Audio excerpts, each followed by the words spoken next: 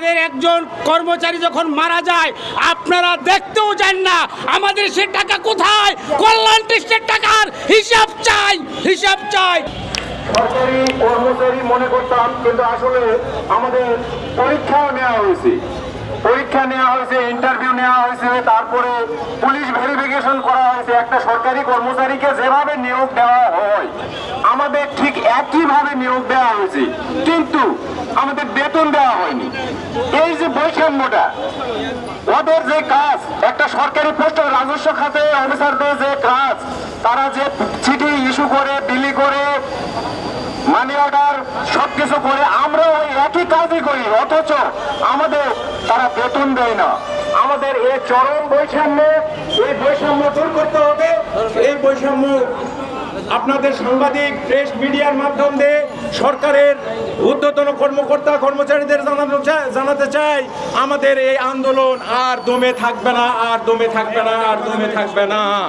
আমরা যতদিন পর্যন্ত আমাদের ন্যায্য দাবি আদায় করতে না পেরেছি ততদিন পর্যন্ত আমরা এই আন্দোলন চালিয়ে যাব ইনশাআল্লাহ। ডাকঘর ডাক বিভাগের ডিজি মহোদয়কে একটা প্রশ্ন করতে চাই আপনাদের কলমের মাধ্যমে, যে আমরা যে প্রতি বছর 500 টাকা কল্যাণ ট্রাস্টের জন্য আমরা দেই, আমাদের কাছ থেকে নেওয়া হয়, কেটে নেওয়া হয় বেতন থেকে, কল্যাণ ট্রাস্টের কথা বলে।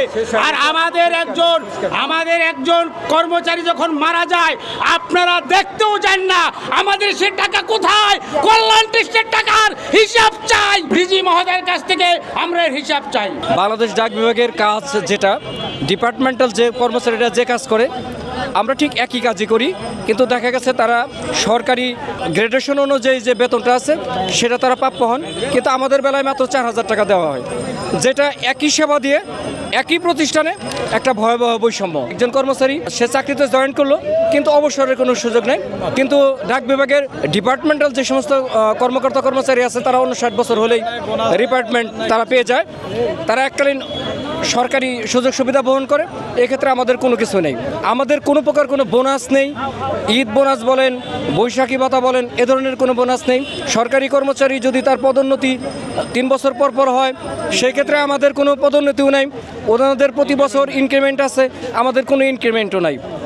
ওনাদের আস্তে আস্তে ওনারা পদবি চেঞ্জ হয়ে ওনারা ভিন্ন পদবিতে আসেন, সিনিয়রিটি হন, কিন্তু আমাদের এখানে সিনিয়র স্কেলে আসেন, কিন্তু আমাদের এখানে একজন কর্মচারী যে অবস্থায় নিয়োগ হয় এবং তার মৃত্যুর আগ পর্যন্ত, অবসর তো নাই, মৃত্যুর আগ দিন পর্যন্ত তাকে ওখানেই থাকা হয়, ওই একই পদেই থাকা হয়। আমাদের এখানে কোনো বদলির সুযোগ নাই, কোনো বদলি নাই, মানে ওই যে 4000 টাকা বেতন এটা বদলি নাই।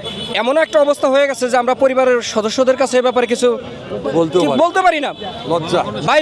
মানে এমন একটা অবস্থা হয়ে যায়, বাবা মা আমাদেরকে বিনা চিকিৎসায় তাদেরকে মরতে হয়, আমাদের পরিবারের সদস্যদের আমরা বিনা চিকিৎসায়, মানে ওই একটা নাপা ভরসা, এরকম একটা অবস্থা হয়ে গেছে।